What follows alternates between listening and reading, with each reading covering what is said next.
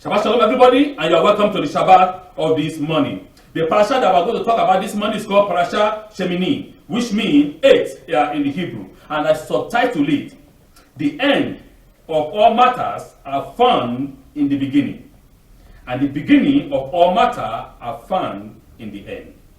It's a circle. Okay? It is a circle. It's holistic. The end of every matter is found in the beginning of the matter. The beginning of every matter is found in the end of the matter. To shortcut it, the beginning and the end is one. It was on the 8th day. So the question now is, the 8th day of what? Because the Torah says it was on the 8th day. 8th day of what? The 8th day of the inauguration of Aaron and sons into the Kahunah, that means into the priesthood. That was the day they were what? They were being appointed, they were being anointed, they were being chosen to become the first priest of Israel. The date was actually the 1st of Nisan. For on that day, the Mishkan was erected. In Parshat Shemini, Parshat Shemini relates 4 main subjects. First, the Parsha relates the sacrifices offered to God in the sanctuary on the 8th day of Aaron and his son after the 7th day of the inauguration of the sanctuary by Moshe Rabbeinu. That is chapter 9. Secondly, the Parsha relates the tragic death of Nadav and Avihu, the 2 eldest sons of Aaron, through the igniting of alien fire inside the sanctuary. That is chapter 10, verses 1 to 11.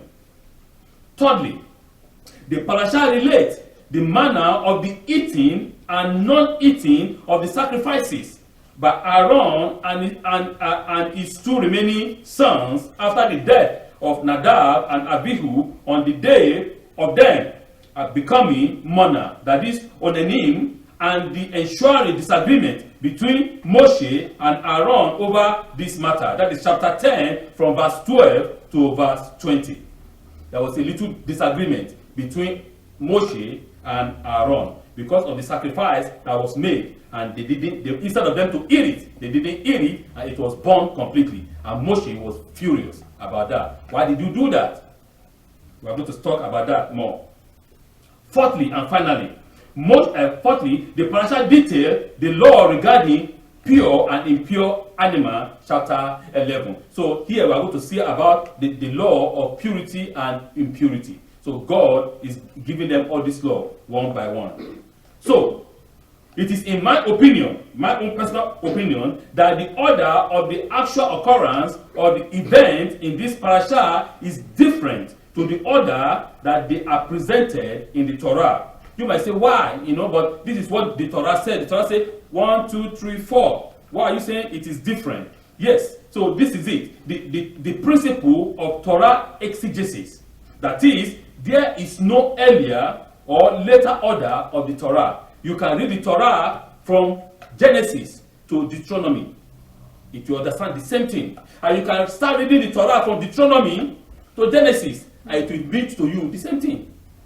There is no difference among it. Remember, the sage said, or even the Torah said, that the Torah was written in and out. It's written in the front, and the writing can be understood the same thing from the back. So it's the same thing. You can read it from Genesis to Deuteronomy, and Deuteronomy to Genesis. It's the same thing. To be applied in order to truly understand what is inspired in this parasha, I want to put this in a chronological order so that for us to be able to understand actually what happened in this Parshat Shemini. In my opinion, the event detailed in the parasha transpire in the following orders.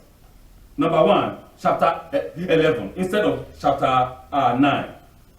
The law regarding pure and impure animal related either on Mount Sinai or in the private chamber, that is the tent of meeting of Moshe before the sanctuary was inaugurated.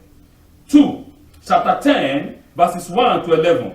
The death of Nadav and Avihu on the evening of the 8th day, that is Motzei Shabbat, and the resulting issue arising as a result of their death. 3. Chapter 9. The performing of the sacrifices by Aaron and his two sons, remaining sons, on the time of the 8th day. And number 4, finally, chapter 10, verse 12 to 20. The eating and not eating of the sacrifices by Aaron and his two remaining sons on the day that they became mourner. Thus, the last matter detailed in the parasha is the first matter to occur. What I'm saying is that the last matter that was detailed in the parasha was the first actually to occur. So it's like a reverse, okay? And this is consistent with the above principle of the Torah exegesis, and also with the teaching of Abraham in the book of Formation. There is a book that is called the Book of Formation, which was written by Abraham. So in the book of Formation, it is said in 1:7 that the end of all matters are found in their beginning, and that is the subtitle. And the beginning of all matter are found in their end. This this study, this chapter, this book that we're talking about today in Parshat Shemini contain one of the most difficult pages in the entire Torah. Those 3 text verses that describes the death of sons of Aaron, Nadav and Avihu.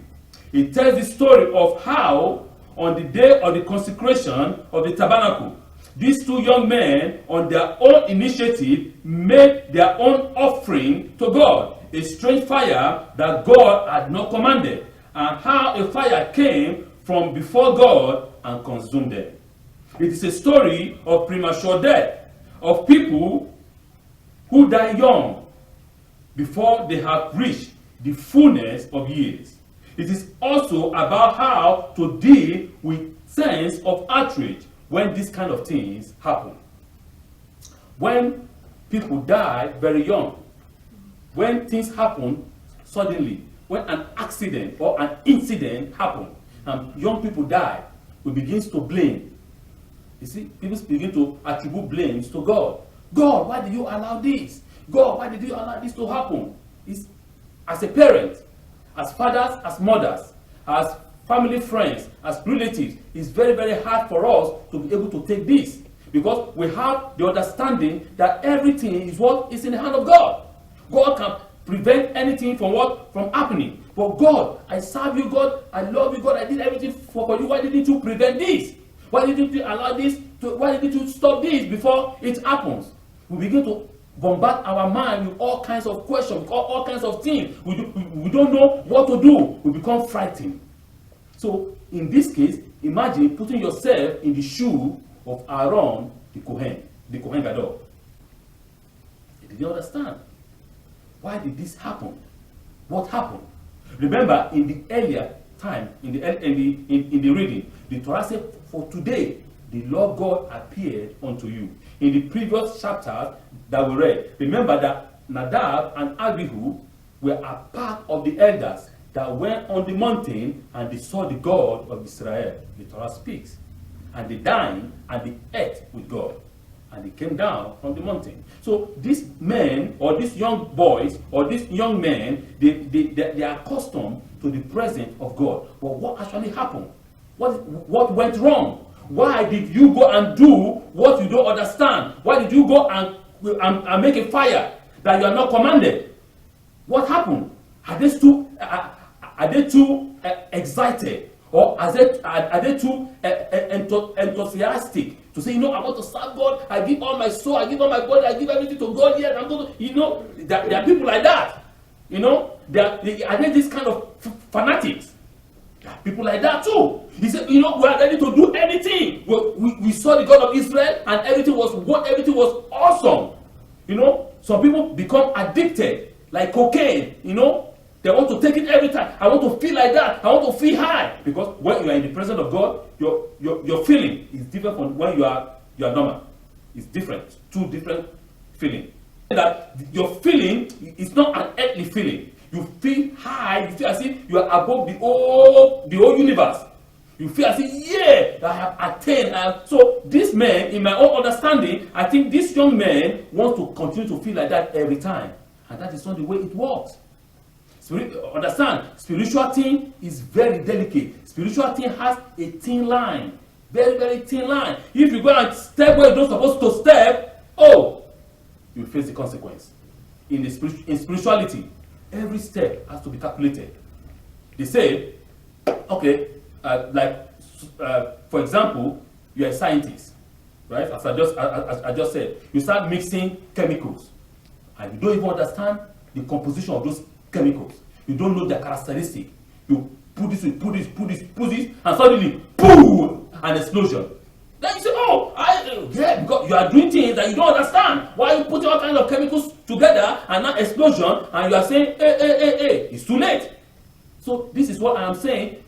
Don't do what you don't know. Don't do what you are not commanded. The things of God is fine. And God told Moshe, you shall do exactly what you see on the mount. Not the opposite. Not you can add. No, you cannot add into the things of God. You cannot minus. You say, oh, God, I saw it, it's not nice. Let me add my own idea or redesign it. Because God, the one I saw, the design I saw on the mountain is like this. No, let me try to make it like this. God didn't ask you to make it like this. God said, make it like this, make it like this. That is it. Because if you make it like this, there may be a problem. Right? So the planet, our planet is what? Our planet is tilt, right?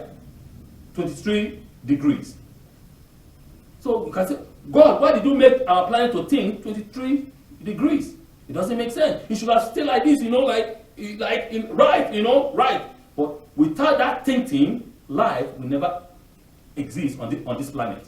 There's a reason for everything. That's what I'm trying to tell us. There is a reason in the spirituality. There is a reason for everything that happens. Every letter has a meaning. There is a reason for them all. No letter add or combine to another letter without a reason. That's what I'm trying to tell us. So these young men, they went and do something that they don't understand, and they face the consequence of their actions.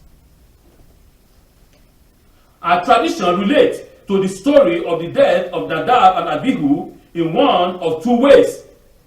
The mainstream majority interpretation and the mystical minority view. We have two views. We have the majority view, which is the normal interpretation, and we have the spiritual interpretation. We have and those spiritual, the mystical spiritual interpretation are the minority views. Maybe there is a third part to it, as it is said that 2 Jews, 3 opinions. The rabbis of the Talmud noted that the short description of the 2 youngsters' death is followed by an injunction against priests drinking alcohol before entering to perform the divine service, and it concludes that the 2 were drunk. Another similar interpretation is that they were disrespectful of their elders. There are all kinds of interpretation of what happened, because in the Torah, if you read it, immediately after their death, God gave an injunction: you shall not drink. Right? So most of our rabbis, they say, okay, it was because they were drunk. That was why they came before God drunk, and God, they face the consequence of their actions. But there is another interpretation that these 2 young men were disrespectful to their elder, to Aaron, the father, and to Moshe, because they want to take over the control. They want to remove Moshe and Aaron and take control of the whole thing. And God disciplined them like that. But there are all kinds of interpretation, and there are even some interpretation that give us the understanding that it was as a consequence of what happened to the children of Moshe, the 2 sons of Moshe. Because the 2 sons of Moshe were not among the people, which I'm going to explain to us more downstairs when we're having our next Shabbat. There are all that kinds of interpretations too, different ones. As I said, 2 Jews, different opinions. But the most important thing that I want us to understand through this parasha is this. Some people give us the understanding that their soul, the soul of Nadav and Avihu, is so clean, is so pure, that they are so clean unto God, and they die. There's an interpretation like that, but what I want us to understand, because to that particular interpretation, as a rabbi, I don't agree with it. Because the Torah said that they were consumed. That's what the Torah said. And we need to look at it, look at the parallel of what happened. There's another incident exactly like this that happened in the Torah also, that says that, and there were 250 men of Israel that came to challenge Moshe and Aaron.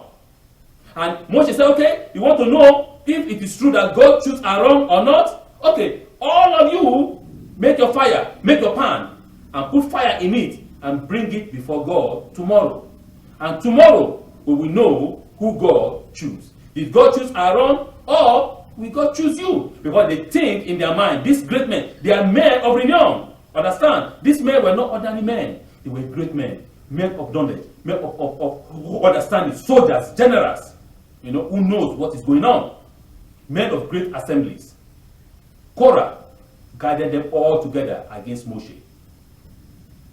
And the Torah said, and Moshe went to God in the evening and said, God, please do not turn to their fire. I mean, God, do not respect their fire, because they have risen up against you, not against me. Because they thought in their mind that what is going on here is what is nepotism. They say, okay, Aaron is the Kohen Gadol. Aaron is the brother of Moshe, and Moshe is like the king. I mean, he's the chief. And now Aaron and his sons are the one controlling oh, come on, it's too much. Moshe is too much for your family. It's too much for you. Only you control everything. Your sister is controlling. Oh, come on, share something to us too. If we look at it, if we try to rationalize it with our human mind, we say, oh, that is true. No? That is what I saw.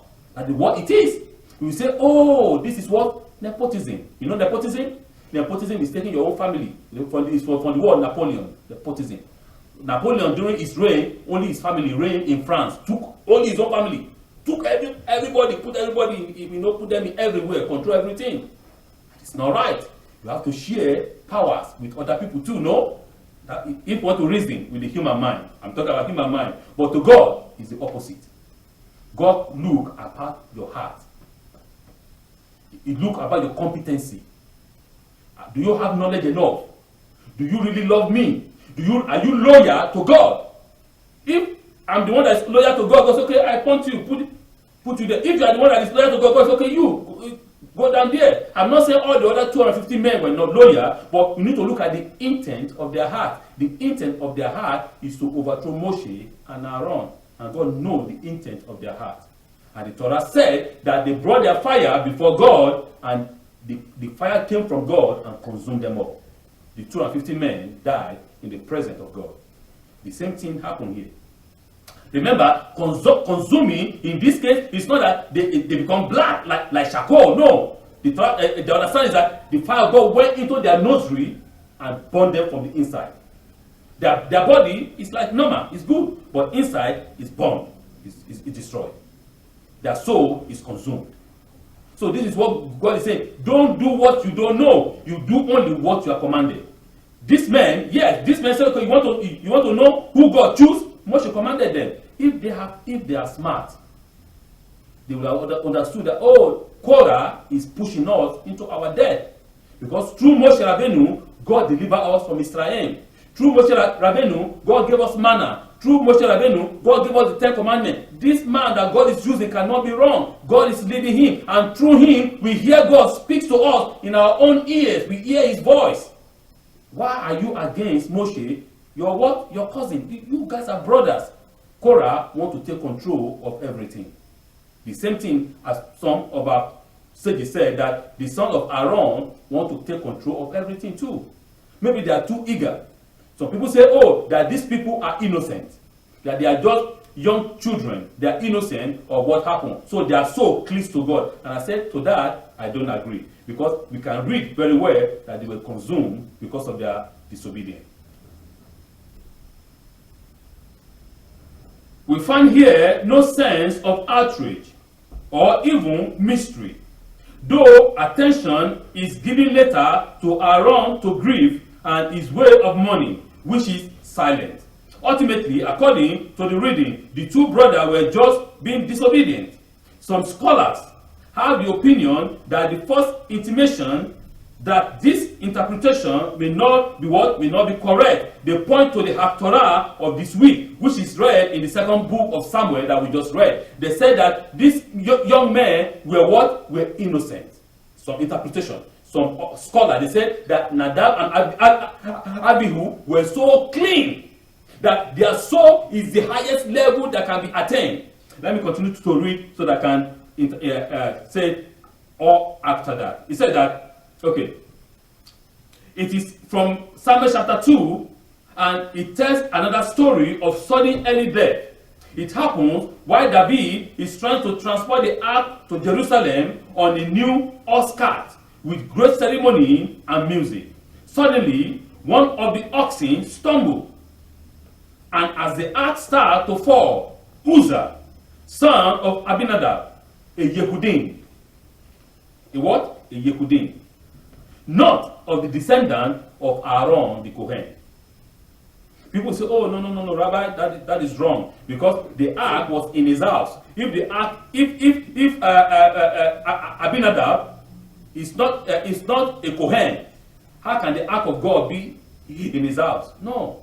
Abinadab, from Josephus. Josephus is another Hebrew historian. He said that Abinadab was a what? Was a Kohen, a Kohen. And some of our understanding say, no, Abinadab is not a Kohen.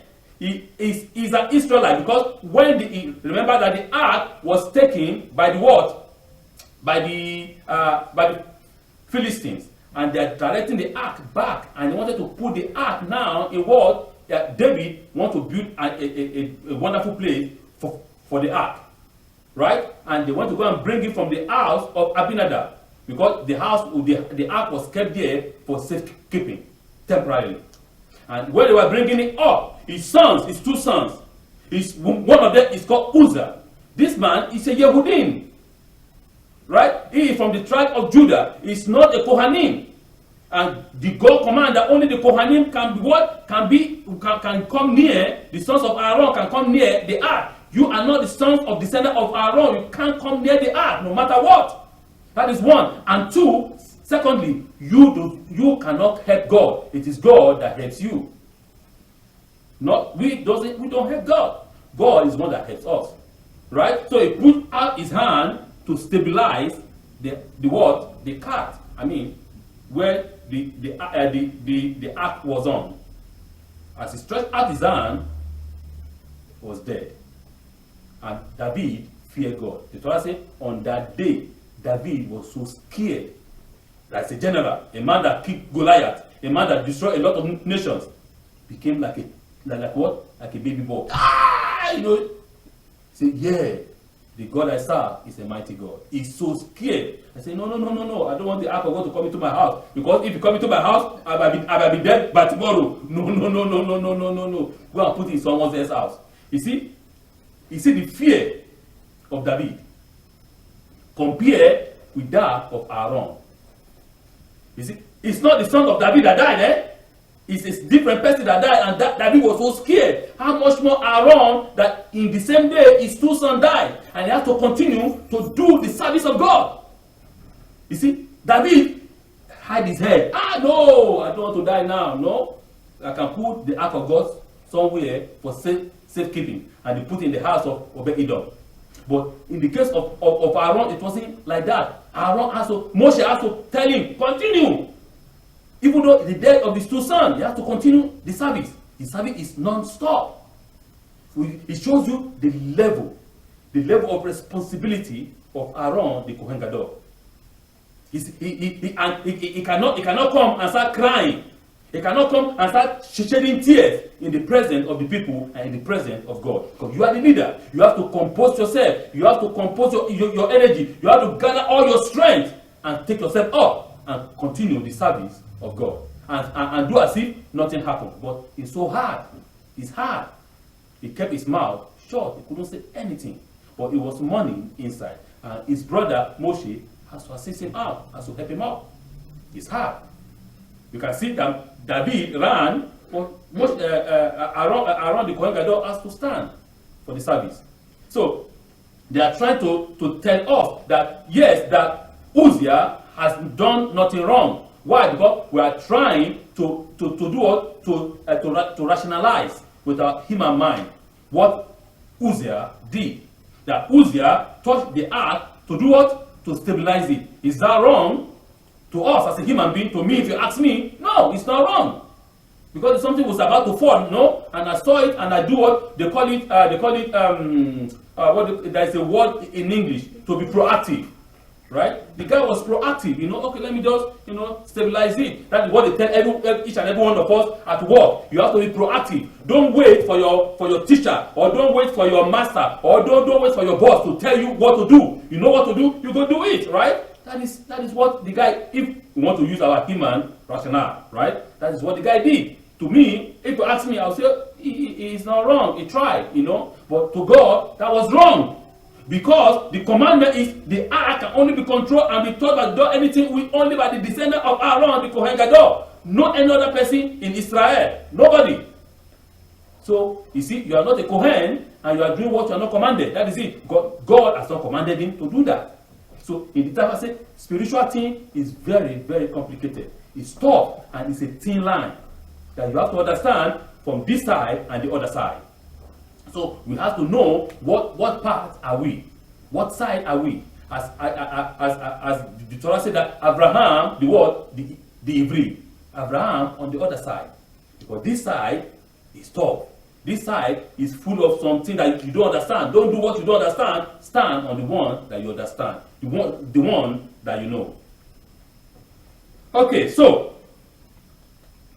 this is trying to do what? To rationalize it with the human mind. The mystical rabbi also followed subtle textual lead, concluded that not only were they innocent, but that they were souls who had reached the highest level of purity, which I don't agree with. They said that the souls of Nadav and Avihu has reached the highest purity, and so God takes them.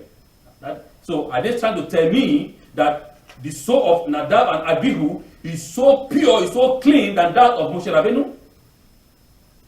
Are they telling me that the soul of Nadav and Avihu is so clean, so perfect, so good than that of Enoch?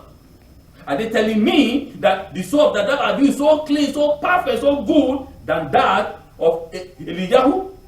There's a problem here. Because those people, they didn't die the way these two died. No. Moshe lived to his full age. The Torah says, and he lived 120 years. Right? And he died from the mouth of God, from the kiss of God. You see? No sickness, no any fire that consumed them. Right? Or him. Enoch grew old, and was taken up by God. Eliyahu was clean. These are the highest epitome of men.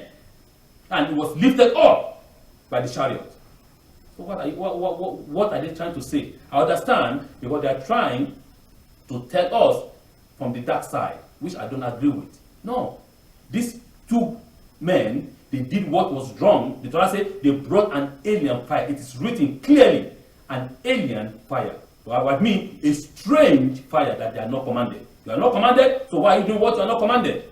So for me, as a rabbi, yes, there are all kinds of interpretation. These two young men, they did what was wrong in the sight of God, and they faced the consequence of their actions. So the message this morning, the moral message this morning that God is telling us, do exactly what you are commanded. And the Torah said, and Moshe did everything that was commanded in the sight of God. At the end, the Torah also bear witness that Moshe was the greatest servant of his house, the greatest of all the greatest servant, that he never go to the right, neither did he go to the left. He did exactly what God has commanded him, because Moshe knows the formula.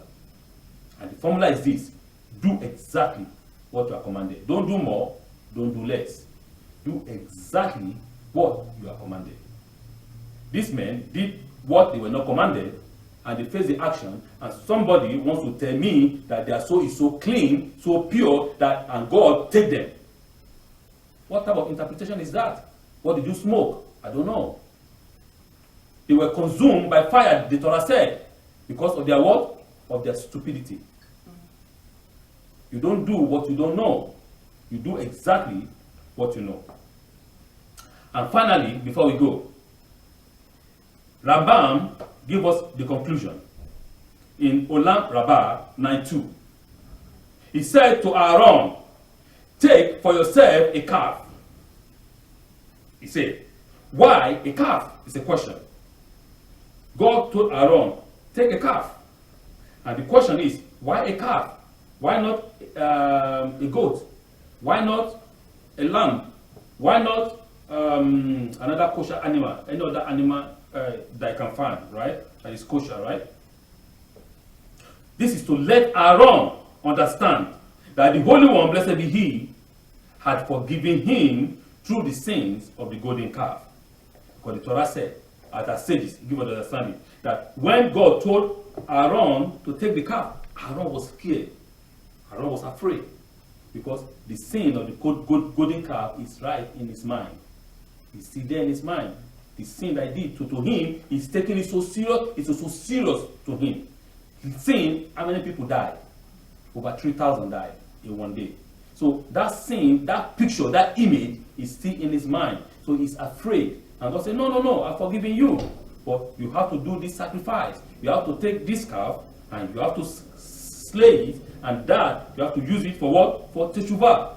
When Aaron learned that teshuvah work, he could then help others to make teshuvah the same way. When Aaron understood that by laying his hand and God forgive him his own sin, oh, it works. Then I can lead others to God. I can help others to do this, to perform the same sacrifice. I can help others to do the same thing. That, you see, for me, it works for me. And if it works for me, it will work for you. It will work for you. It will work for everybody. Because it works for me.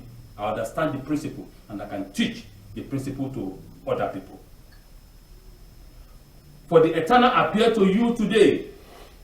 And the understanding is, no one can see God and live. How can God appear is a question. And this is how. God will learn the Shekinah through the work of your hands. Through the work of Teshuvah, the Shekinah will come upon you. The Shekinah will come upon the people because you are making a Teshuvah. Remember, Teshuvah is not just say, somebody died for my sin. I'll go and cry, hey, God forgive me. Oh, yeah, I'm clean, hallelujah. No. Teshuvah has 4 steps.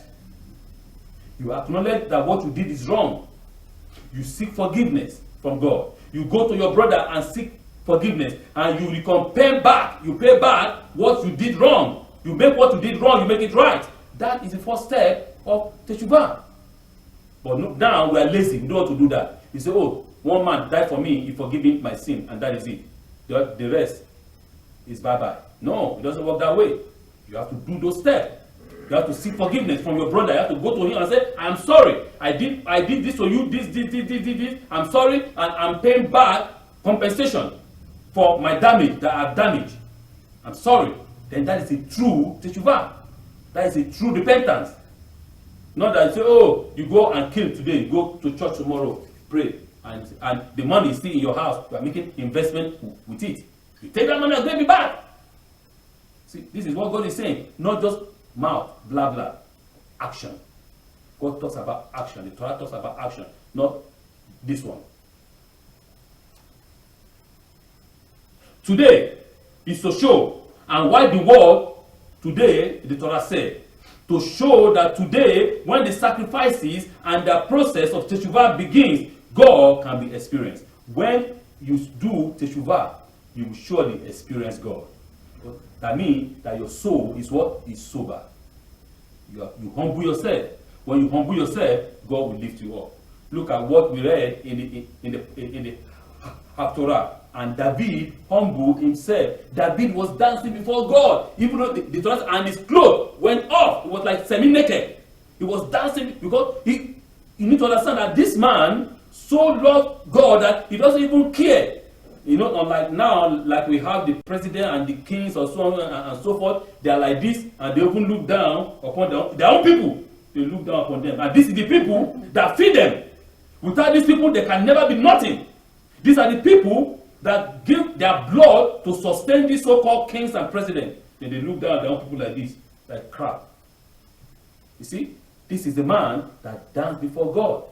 He said, "No, I'm going to humble myself before the Lord, because it is God that chose me." The daughter of Shaul, Micaiah, came and said, "Oh, look at the king. It's the so-called king. Look at the way you are dancing, making mess of yourself, making shame, disgrace of yourself before the people." But David didn't see it that way. He saw it from a different perspective, because the daughter of Shaul saw it from the perspective of pride. You see, she's so proud. And because of that, he was punished. He never had child until the day of her death. So you need to understand, when you humble yourself, God will lift you up. David, he said, "I will even humble myself more. Even more than that. Because it is God that raised me up. It is God that take me, right, and make me king. And God rejected your father. You know, because of your pride, because of your disobedience." That is the point. So we have to humble ourselves. Once we humble ourselves, God will lift us up. Parshat Shemini. The end of every matter is found in the beginning. And the beginning of every matter is found in the end. Shabbat Shalom.